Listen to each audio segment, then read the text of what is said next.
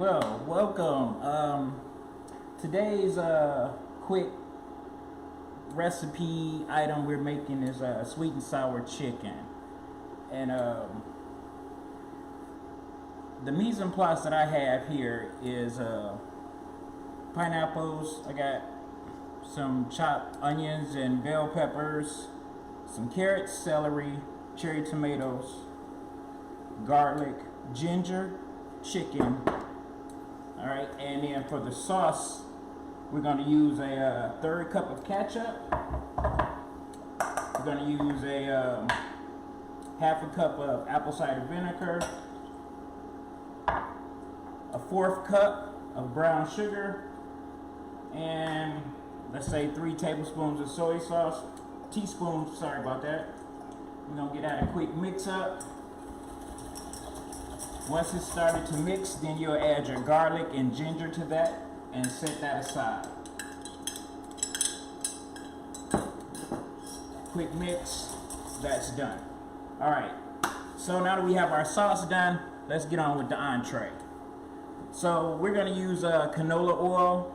It's much healthier than vegetable oil. And to the pan, I'll probably add a teaspoon to a tablespoon of oil, depending on. All right, pan comes up to heat very quickly. I took a quarter piece of a chicken breast.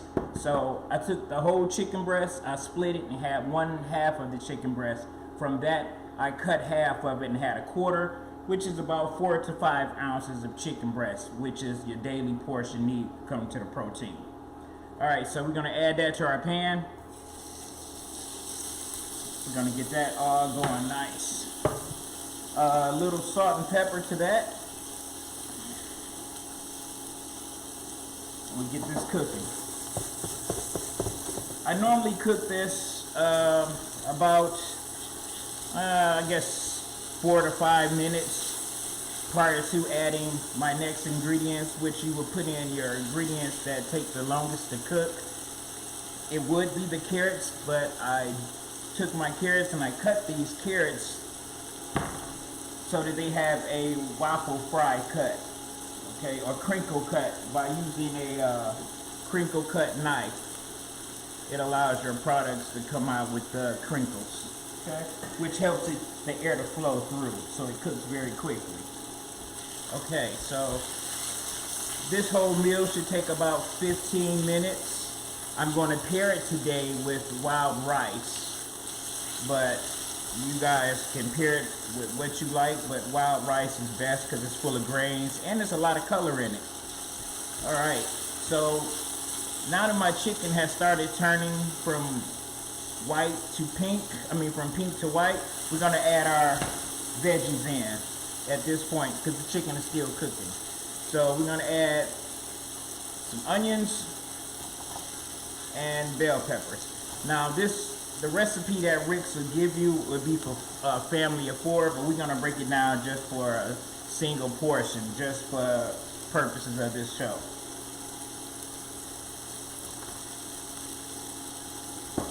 Okay, set these aside. We're done with those guys.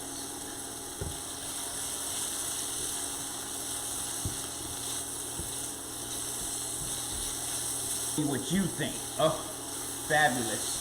I would do so many other things with it, but I can't because my supervisor is watching.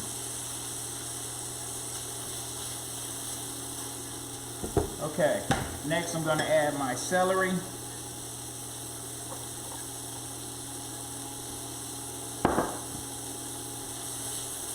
And 30 seconds after adding the celery in, I'll toss in the pineapples. I'm listening to myself talk. It's so hilarious. Okay, and down goes the apron. Okay. Couple little pineapples in there.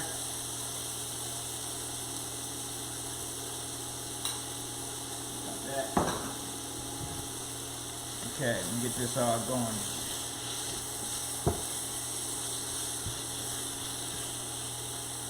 Man, that smells good. Oh, God. I don't know who taught me how to do this. I hear her in the background. Yo, mama. Yeah, she did. She did. All right. At this point, you can either add tomatoes or not add them. It was a big fight about this in a restaurant. So we're gonna go ahead, and I took 4 cherry tomatoes, sliced them in half, so we got 8. Okay. And we just need them in there just to warm up.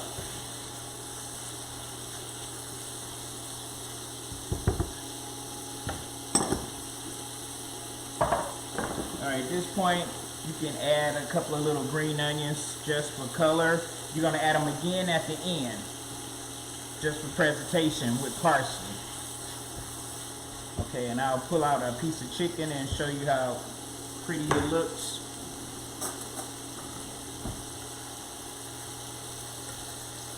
Okay, that's how your chicken look after cooking for that short period of time. I'm hoping you guys can see this, all right? At this point, you'll take and you'll add your sauce.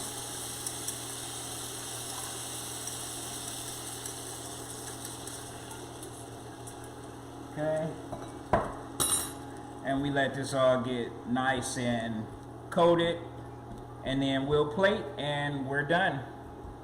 So that would be your sweet and sour chicken. And always remember, before you send out your food, taste what you make, because if you don't like it, they ain't gonna like it.